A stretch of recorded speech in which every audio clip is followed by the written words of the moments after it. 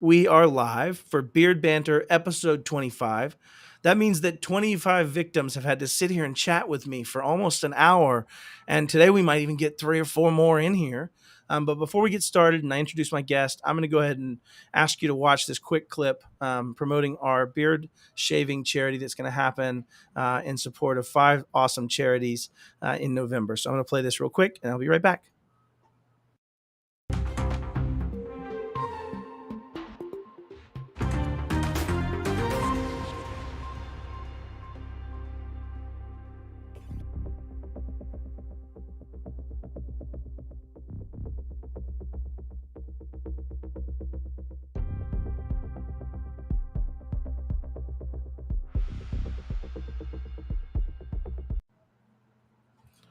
All right. Now that I've clicked the wrong button and messed up a couple times, get us started here. All right, I have Diana Giles with me, and I would love to ask you to introduce yourself and kind of, if you will, tell the audience how we met, and we'll get right into the focus of what we're chatting about today. Sure. Thank you for having me. My name is Diana Giles, and I am an MSP / break fix still owner in Edmond, Oklahoma. I own Skyline IT Management, and we've been in business since 2004, although originally under the name of the Computer Monkey, and have evolved. We might have to unpack where the computer monkey came from here in a we bit, can do but that. we'll touch back on that in a minute. Maybe I'm gonna put a pin in it. Yeah. All right. So I started kind of organically after I left my IT profession to stay home with my kids, Okay. but people would still call me and need help. And so it just kind of eventually started an LLC and worked it, pretty much part-time while I was raising my family. Sure. And then now that they're gone, I've been able to devote a lot more time and be more, full time with it, and really tried to branch and grow the business. So the way that you and I met officially, I, certainly was aware of you, but we met I'm just at loud TechCon. enough that Yeah, everybody had heard my name at some point, I think, right? exactly. Yeah. That's But funny. we met last year at TechCon Unplugged Yep. in September, and you were leading a Microsoft 365 kind of a hands-on sort of, I guess, you were hands-on, but Yeah, sure. demonstrating the platform for everyone there. You know what? That's actually such a good point because I'm not a teacher. I'm an engineer, right? And I'm finding myself ever more present as a teacher, right? As an educator. And I'm actually having to find ways to make it less present, more kinesthetic, work in, do, provide, that kind of environment. And it's tough to do sometimes, but I'm glad you made that fair distinction. But I did do like 4 hour kind of pre-boot camp session talking about the components of modern and living in an identity centric model, and extending that into device management and things like that, right? And so what stuck out for me at the time was just how many great questions you asked me. It turned into, in some ways, a you and me show back and forth of at least 9 or 10 different questions that were just so poignantly on topic. They helped me teach, thankfully, Uh, right? So I would say that was what was really stuck out to me. And then since then, so in the year in this gap, talk to us a little bit about what I already know, right? I know you took some classes and some certs and got some real chops in that space, but talk me through that journey over this last year since that kind of here's what's possible course. Right. Yeah. And kind of, my journey with working on those certs and everything kind of started even before that at one of the Yeah. mission briefings with PAX 8. Nice Really call kind out of, to my employer who loves me yes, and yes. takes care of me. So yeah. Who, really kind of, where I was really introduced to just the power that is behind the business premium, platform or product, if you will. Yep. And so I had already decided to work on the certification for the expert admin with a little bit, of kind of help from PAXA. They were, they had a lot of training and things like that Yep. kind of encouraged partners to do that. And so that was just something that I jumped on board to. Yeah. And so since I was in the middle of working on that cert, I had the last exam to pass because I had to do a total of 3 to get that one. Right. I was One of them would have been a 900 course, I'm assuming, and then they escalated from there. Yeah, and I did Yep. Teams admin for that one. Okay. And Yep. then the other 2 for the, the 100 and the 101. That's But awesome. I was, studying for the 101 at the time of that conference. And so you were just talking about everything that I was really trying to soak up, not only for the exam. Yeah.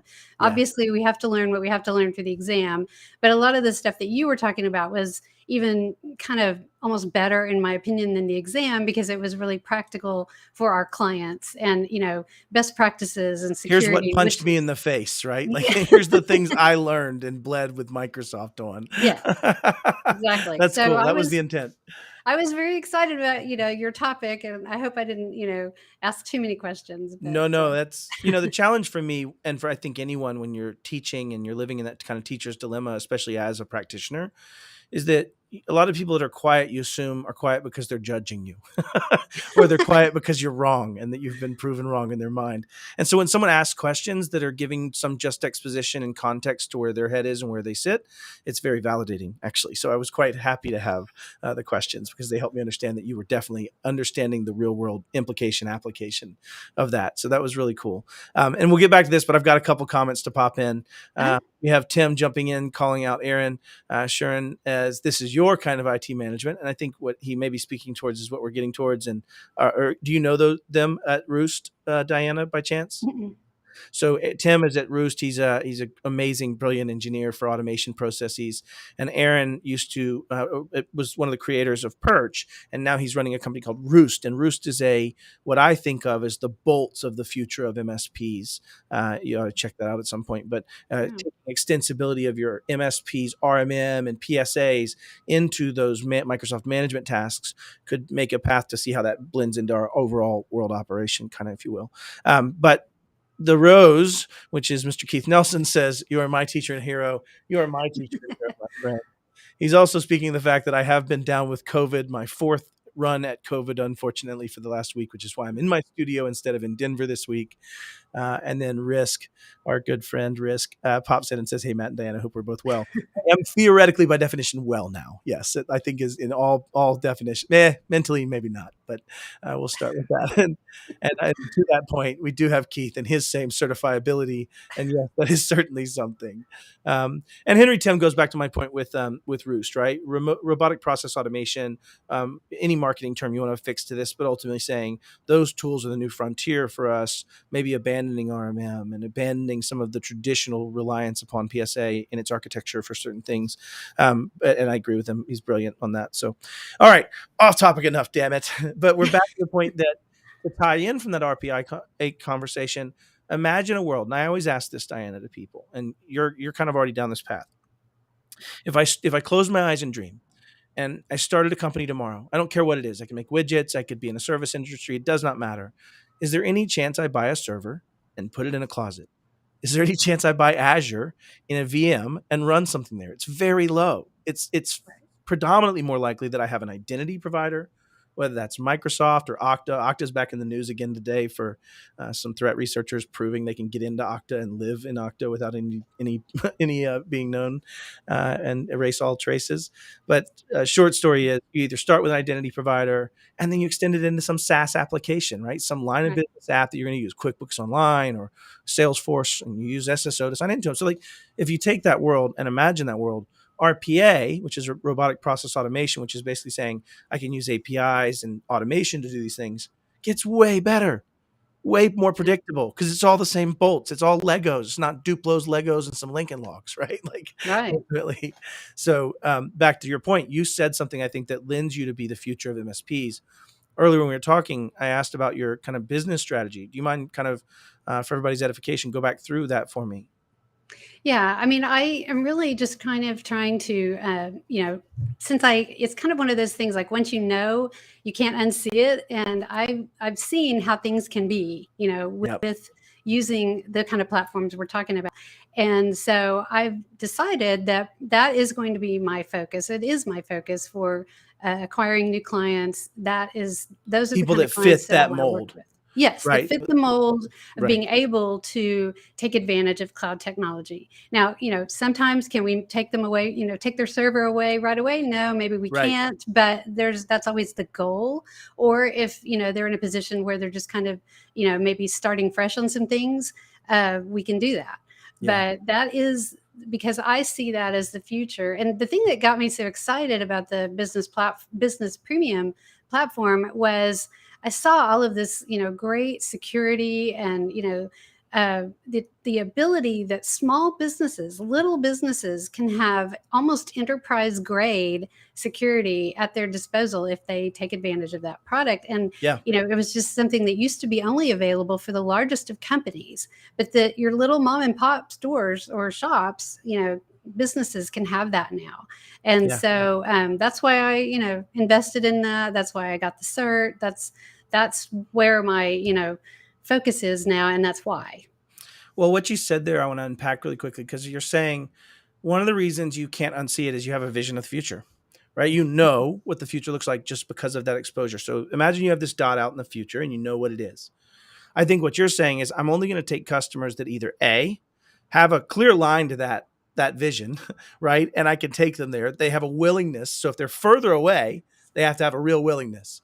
If they're really close or proximal, the willingness can be a little lower because you get to create it. They're not as far from that, right? And so you can kind of put Right. them in that before they know what you're having to sell them on. So I think that understanding of like, is it way out here and hard to do? I may not take those customers now. If their willingness isn't in the right alignment and they Right. don't have it and they're way far away from that perfect vision. And I think the reason is, and this is what I said I was going to tell you, before show, is that I have postulated that even though I came from a very large MSP that was very, very large and operationally efficient and able to do things at scale and had tons of purchasing power and I could go influence markets, I postulated that a small MSP that chose to only take Goldilocks clients as I define them, which would be those people in that very proximal or very high drive, right, kind of situation that you just helped me define. But if I took only those clients, I could scale that. And the reason is the same reason that my first few clients I took to Modern fired me, right? The first few clients we took to Modern fired me because stuff just worked. They didn't have problems. They didn't Exactly. find a value statement in what I did. And so we had to shift that value statement. And so I postulate someone that's like you could be faster at doing that and pivoting to help them be better than their competition with the same tools, with the same business premium, with the same stuff to be more secure, more flexible in how they work and operate, more aware of where their data is, and more successful and more flexible than their competitor.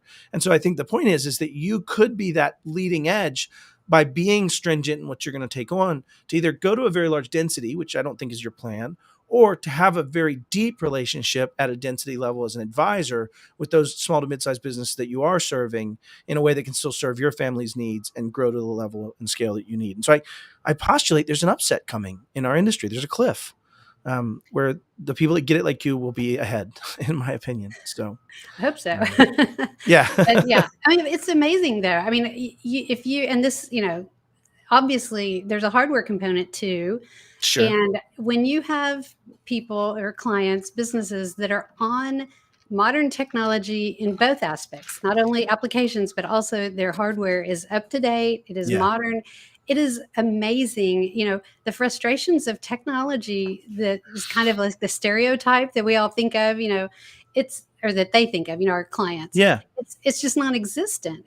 I'm sure. Do things go wrong occasionally? Yes. But overall, the support calls go down. Things just work. They really Yeah. do. And so it's just, I feel like a better way to do business, and not only also more secure. So More secure because you can repeat it and it's the same for everyone, right? If you implemented a new policy in Microsoft, you could implement that everywhere. If you decided to make conditional access policies now have an expiration of lifetime, that's literally just a script to iterate through each one, or using CIPP or using Lighthouse or using things that are developing today. Back to the RPA conversation with Henry, right? Is that you can now automate those type of things systemically. So things either fail systemically or succeed. Sheldon at Covenant, Tim Choquette owns that with Sheldon. Sheldon said that their tickets went down by 40% by going towards modern with their entire client base. yeah, 40%. And that makes sense. Like Pax8 has what, 1,300 employees? We went from 300 employees to 1,300 in 2 years without moderately increasing the size of our IT team. Why? Because stuff just works, right. right? And and Yeah. and to your point, the Angry Birds experience is going to be possible, if you will, for modern business applications. And I think there'll be people that get that, and Right. that's why those anchors have to go away. So, And the what is your distributed offices. I mean, now, people working from everywhere. I mean, it just, even that just works. yeah? So and Yeah. is fairly equally secure, or at least securable, Or in the can be. sense. Right. Exactly, it's Yeah. securable, and you have a path, and you have the bolt that plugs in. Once you plug it in once and say we're going to use this SASE edge, the same methodology applies each client tenant. They're all the same. It's all going Yes. to be deployed by Intune. It's all going to be managed through Azure Active Directory as an identity. It's right. All of those things kind of play out in an alignment. And so I think it's for all those reasons that what it allows you to do, and I'm curious if you're already doing this, is to be more involved in how their technology delivers their business objectives. Right? It's a lot Right. less about does my tech work? Like that's a table Right. stake now, right? It's how do I get better webinars? How do I present? How do I share and collaborate? Are you seeing more involvement with the business at the business layer of technology now because of that change?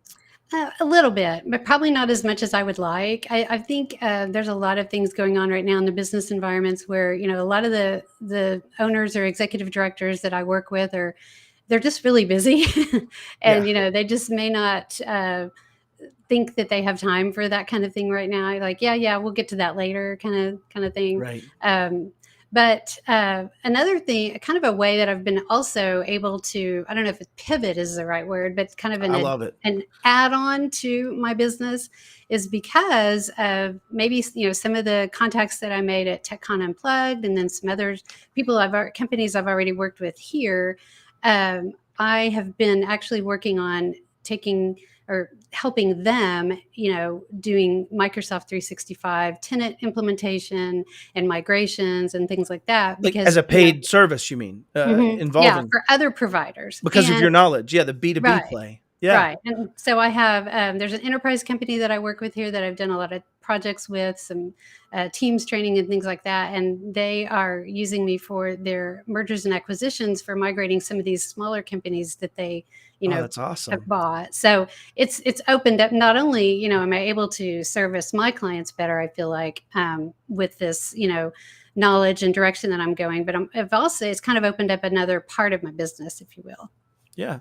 You're living the trusted advisor role, right? Whether that be in this B2B play or whether that be in this B2C play, right? From the consumer Yes. side. Yeah. And so that's really cool. I'm glad you actually took the time to tell me that part, because Yeah. that's kind of my postulation, is that we're starting, and I think only in the channel do you see this type of collaborative co-opetition exist. Yeah. And I think it's a very special thing that I would Right. help you in any time I could, right? And the same thing across the board, probably. And you have helped Um, me. oh, thank you. That's You awesome. looked at my website for me when I did. I wanted to make, because I feel it's really important. I do want to say this because I think there's a tendency with some MSPs to try to come off like they are an MSSP when they're not.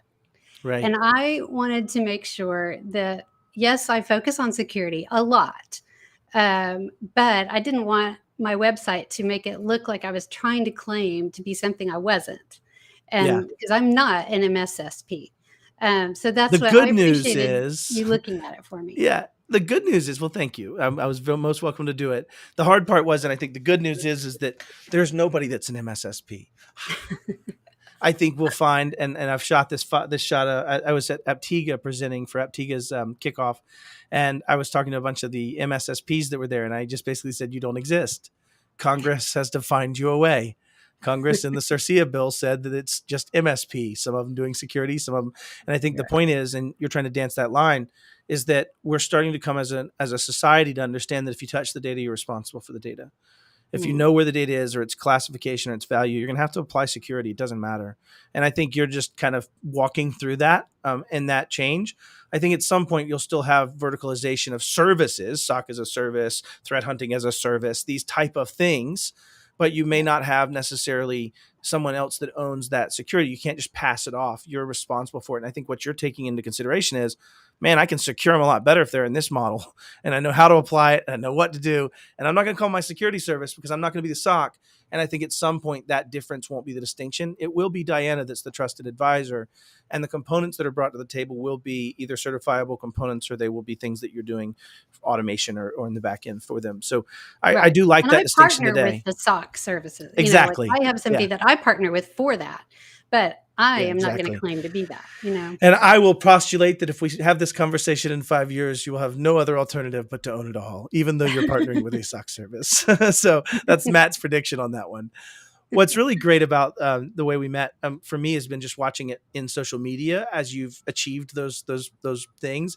And I've got to say, as a guy that is a struggling teacher, if you will, I'm learning to teach versus do, and having to learn how to give back in that way. It's really validating for me to see, if you will, people I've influenced go down their journey and continue to succeed, right? And so Yeah. it's very rewarding for me, and I just want to say thank you for that, for you in general. Oh, So while I have you. thank you. So, talking about the future, we have our 1 year anniversary of our meeting coming up because TechCon Unplugged. Yes, I know anybody watching, this is the TechCon Unplugged show today, and it wouldn't be that show potentially without some special guests. So, Diana, do you mind if I bring on a couple special guests for Of this? course not. All right. We're going to bring on one, and we'll see if anybody knows who this is in the audience. We'll give them just a second and see if we know the great Ethan Tancredi. The Come gray on, beard anybody? probably is scaring them. Here we go. Oh no, this is going to be something on actual tasks. So we'll go back to on task for a second. So Eddie Phillips, I love my boy Eddie. Just landed a really sweet gig doing very similar work to what Ethan and I do, and I'll let him say it if he wants to. But at the end of the day, the client wants one throat to choke, LOL, and we've served them correctly to be that throat. And also in the same breath, if you know where the data is, if you're responsible for it, insurance subrogation is going to start with you. You may be the person in the middle between you and the SOC, but ultimately it's going to come to you. Regulation, reporting requirements, those all live in your world. And so I think, to your point, throat to choke, or really just central point of capability, if you will. Yes. And Eddie goes, Ethan! So he knows who you are, at least, or he's just very emphatic about your existence. Yes. No, I'm Tell us, Ethan, where are you at now? Because we know how they're there, but what's going on in your life, my brother? So I am now over at Hunter's Lab. So like yourself, I was sitting on that MSP side for several years. We'll just say a few gray hairs. Yeah, a few gray hairs. Exactly. And now I have moved over to the vendor side with Hunter's Lab, so I'm totally excited to be with, because like what you're doing at PAX 8, and what Diana's talking about, it really is talking about, Hunter's is all about just rising the tide. Yes, we would love everybody to be with us, but we're not the only solution for people. Let's just get people secured. Let's go educate and get people protected, right? We don't care how it happens. I don't care how it happens. I just want to stop seeing the stuff in the news that makes you go, really? This is what's going on? And like, that was one of the reasons I came over to Huntress, was it is very cool. Culture of about educating and getting that word out and empowering people. Properly introduced, I will actually tell a little bit more about our meeting as we go, but I want to bring on the myth, the legend, LeBron. No, not who you're thinking. This is Paco LeBron right here. Hey. Different LeBron, a little different LeBron. So Paco, if you will, I know how we know each other, but do you mind kind of telling us where you're representing today, and who you are? Yeah, absolutely. So Paco LeBron over at MSP Unplugged. We're a podcast and hold the annual TechCon Unplugged as well. Really, the main game is what everyone's talking about here, is educating those, bringing the IT community together, and trying to provide as much resources as possible and get some great stories. Henry loves Paco, but not as much as Ethan is loved by Eddie, at least by 3 empirical exclamation points as I count them. So, no, it's awesome, man. I'm glad to have you here. This is almost like getting the band together. I say together, back together wouldn't be inclusive of a few people from Huntress that aren't here today, but together in the sense that Ethan and I, and this is where we're going to kind of announce this, are stepping it up again this year at your conference, right? Yeah. And so I think it's okay if we spoil it right now. And people, for the tens of people that'll watch this over the next, no, I'm just kidding, there'll be a few hundred, but the point is let's talk about it. So Ethan, what are we doing together in that pre-day event for this conference? Well, I'm totally excited because we're going to do some tabletop exercises and going over what happens on practicing for that worst day possible, right? Like that's what we're going for. The worst day in an MSP's life. We're going to be simulating a ransomware event that becomes a mass ransomware event across your client base, and trying to ask you to walk through the steps that are necessary for you to make decisions during that time. And some key fun elements of this that we're hoping to put in. And Ethan and I are still at the drawing table and writing this up. This is, IP for Huntress and PAX 8, being made right now. But the intention is to start the day off with tables of 5 or 6. And you're going to have certain roles, right? And so Paco might be the CEO or the owner of the MSP. We're going to have Diana is going to be the service director. You're going to be in charge of the day-to-day decisions and operations, right? Ethan's going to be stepping around to each of the groups, and he's going to be the angry client. He's going to be the person that's down. He's going to be representing the people that aren't getting called back. He's going to be representing the person that shows up at your front door and tries to walk in because their business is down. He's going to help Why you am I down? Paco, Yeah. why am I down? Yeah, while you're trying to make decisions. And so we're hoping to simulate some little bit of the chaos and the aspects, and asking you to hopefully take away something that lets you take my experience of living through this, right? And several other people's that are going to be participating and helping us build this, and taking that and making a little bit of a quick experiential dip in the waters of my world just went boom. Right. And what are the next things, so that you can make changes in your organization to be prepared for that, to have an incident response plan, to have things in that nature. So I'm super excited about doing that with you, Ethan. Yeah. And I'm hoping people come for that. So. Exactly. And I mean, I'm excited to give people some real life examples, because you and I both know people who've had this experiences to them, but also y'all getting chipmunk Ethan here, Paco? Is that just me? No, I'm getting. Oh shoot. Bandwidth problems. Diana, I'm asking, so just on that first, because this is the first you've heard of this, I think it's the first we've talked about it publicly. Right. Are you going to attend our pre-day? Yes. This is going to be on the pre-day, like your program last year. Yeah.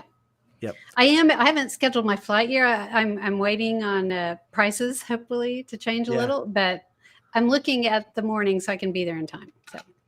Very cool. Definitely. Have you ever been through a security event with one of your clients that's been of merit so far? No. Okay. Okay. Good. I didn't mean to call that into existence. I know you're pitching a perfect game right now, so we'll leave it. But that's kind of the intention, is to help people be in that moment for a little bit and just think through how they can make some proactive things and decisions of how they handle it. Like, things people don't think about would be like, okay, you now get the next injection. What are you going to do? I'm going to call all my clients. Great. Your system is ransomed. There is no calling your clients because you had a hosted PSA. Do you have out-of-band communications plans? Do you have something where that's stored outside? No? And so you can start assessing your own success rate as we go through this conversation based on certain key parameters. And I think those kind of injections are going to help you go, oh my God, I need to have some offline copy of my database. Maybe I'll put this in some other, Salesforce where I can pull it out without SSO, and I'll strip SSO and get just thinking through some of those, tactical pieces of what do I do when it goes bad, if you will. So, Yeah. Where are your passwords, right? Man, you're still rough. I'm going to turn you off, Ethan, see if you come back healthy. That'll be really helpful. I think it's always good to kind of get into the practical and the hands-on and experiential side of things. Experiential for sure, because I where this came from, and I don't want to take credit for it, and everybody's done tabletops, but this specific method in nature was the Starbucks CISO at the CSA Star for me and Brad, our CISO, did a tabletop for executives in this manner. It wasn't MSP focused, but it really helped me understand, boy, a tabletop's really good at getting people's emotions where they need to be. You know what I mean? So we're going to bring Ethan back on. Let's see if Ethan's good with just audio. You there, buddy? I'm here. Is that better? Ooh. Bad? No, it's definitely chipmunky. That's really fun. I think we leave it this way. You can turn your video on back too. It'll just be very. All right, I'm switching mics. See if that makes a difference. Maybe it might just be a reload of your browser as well. Yeah. But anyways, Paco, you haven't said a dang word. We've been talking this whole damn time. Why don't you pop in and if you will, tell us a little bit about when the conference is, give us the details, get us the registration information and such. I think, Ethan, you were fine. You good? Yep. Woo! There she is, baby. I'm better. You're good now. Yeah. So, Paco, let's go for it, baby.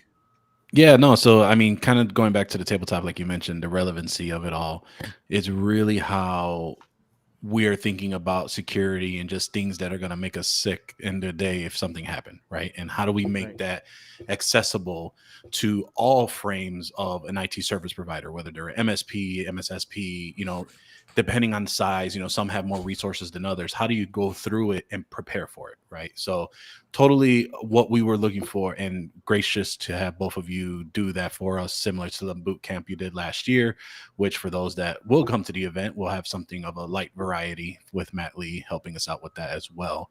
But TechCon Unplugged is essentially our annual event. It's, again, to bring the IT community together.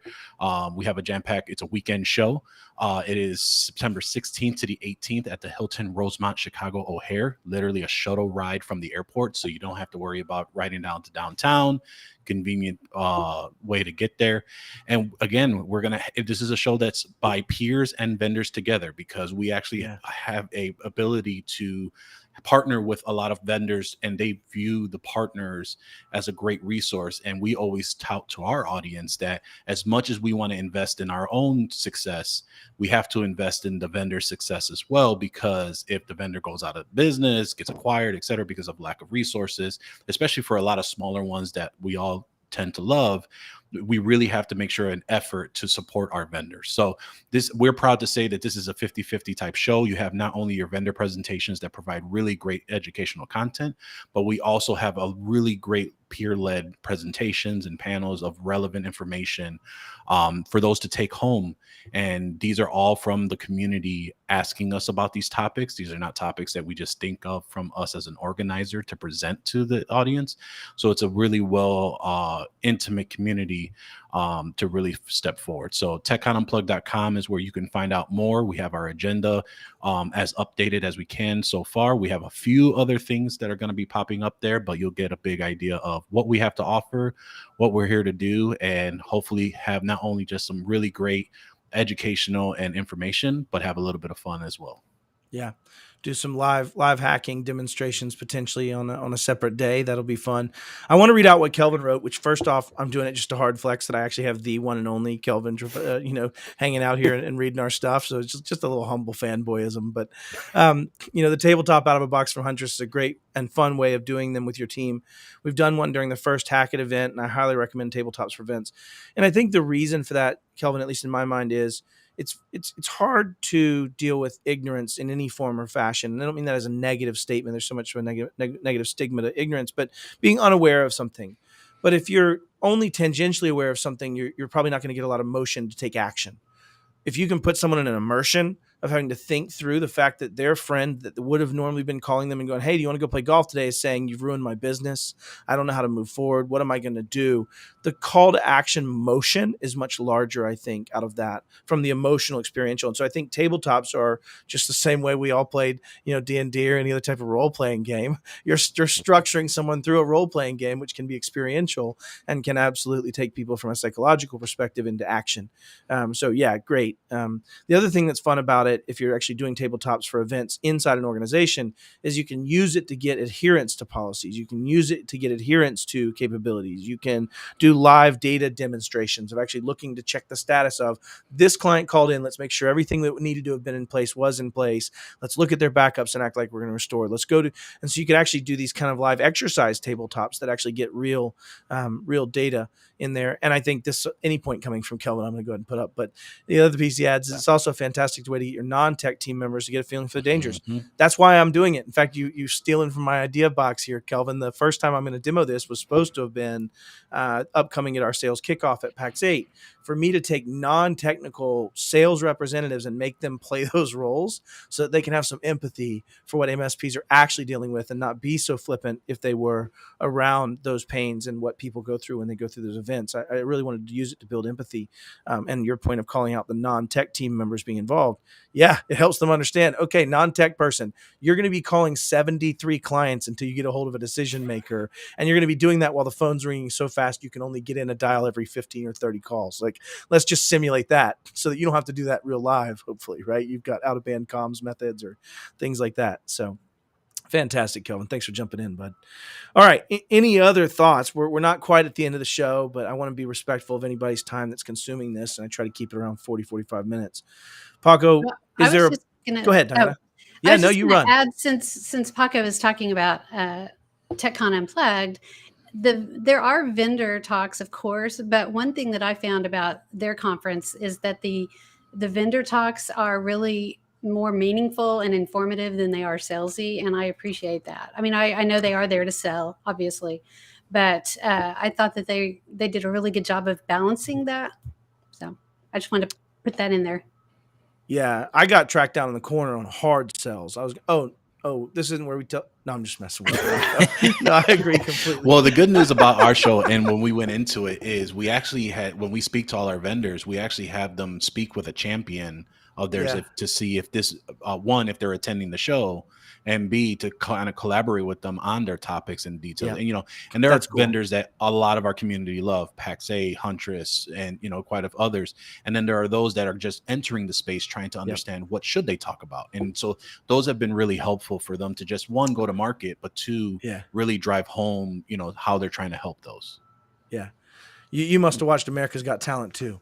Where you get that one Sherpa that helps guide you through what you need to know if you're a new vendor, right? Like, no, it's fantastic, man. The conversation still continued on. So, that's Tim. Oh my gosh. Okay. So I had an unknown user due to security settings, but that's probably Tim Bloom. Kelvin, also have him bring up the items that the technical team members may not fully understand, right? These administrative tasks, these conversations, these other pieces. And so it's almost like this switching roles conversation. Right. So Tim probably popped that in, and then Tyler jumps in and says, having tech guys make sales calls, having sales guys learn the tech sounds like a wonderful way to build partnership. Yeah. When you're buying from someone, at least me, and maybe every human's similar, but you just want to know that there's actual just genuineness in it, right? You want to believe that the person has some empathy and has some genuine nature of understanding what they're dealing with. I can't tell you how much worse it tastes to buy from something that's not ingenuous, right? Or it's disingenuous, if you will. And so I think having people change those roles and learn from them gives them empathy and also understanding of being genuine in that role. And then Kelvin pops back in and says, yeah, Tim Bloom, so much yes. So Tim Bloom's one of my best friends. I don't make friends easily, but Tim and I have been in the trenches together as engineers for a very good decade. So he and I worked together for almost 10 years, and he's now running the inside tools for the new massive MSP that I left. So he runs all their internal central services tools. And then thank you, Keith, as always, man. Thank you. I try to bring respect and compassion, caring about people and understanding the other things. He's right. All the other stuff's just wrench turning, right? A surgeon that didn't care about the person would not be a very good surgeon, even if they had really good hands, at least is my postulation. So, but yeah, anyways, sorry, derailed as usual, but that's typically how it happens. So, anyways, Diane, I think I cut you off as we were going forward, but you're talking about the not really salesy kind of component. Oh yeah, I just appreciated that about TechCon Unplugged. It's a nice balance, and the peer presentations are great too. Well, that's what I was going to say. And it was that having that ability to. Oh, my chipmunky. No? You are, buddy. I'm thinking them security tools are getting heavy-handed, brother. Getting heavy-handed. Paco, is there a place people can go register for TechCon Unplugged if they have not yet? Yeah, so they can head over to the website, techconunplugged.com. They can also find us on all the social media. We're on pretty much all of them under MSP Unplugged, and the event is called TechCon Unplugged. You'll be able to find a link there, and talk to Matt if you need to make some accommodations for you. We can make sure Matt can help out his community as well to make sure that that's an attractive opportunity for you all to join. Yep. Love to see y'all there. I think the other call to action I'd have for anybody listening to this or even listening to this in the future, Ethan and I are going to be building this. I think we're going to start, to Kelvin's point, from some of the stuff from the Huntress in a box kind of tabletop. But I really want to make meaningful injections, right? In this term where as you're doing these tabletops, you have these periodic injections every 5 minutes, every 3 minutes, and they give you some more of the story, right? They give you some of that. And so if anybody's interested in helping craft that or being a part of maybe a little bit of a working group to do that, I'd extend that offer to, pick your brains if you've been through a major incident before. I know who you are out there. I've also lived through that, so I'm in the in club. I've got the ring. But anyways, yeah, let's anybody who'd like to reach out and help, I'd love your help on building this tabletop exercise to make it very meaningful and to walk through the things that are the challenges, right? Like which client gets served first. How do you decide, and how do we do those injections to make it to where we can force people to think through saying no to your favorite client because they're not the one that has the most legal risk for you potentially at the time. So, yeah. Okay, good. We got Keith in. His brain's 188 years old. He's, of course, speaking in computer years, so that makes him a svelte 40 or so. But anyways, I can't multiply or divide by 7 easily, apparently. All right, I think we've come to the natural course and end of this. Diana, we're going to go around the room. I'm going to start with you.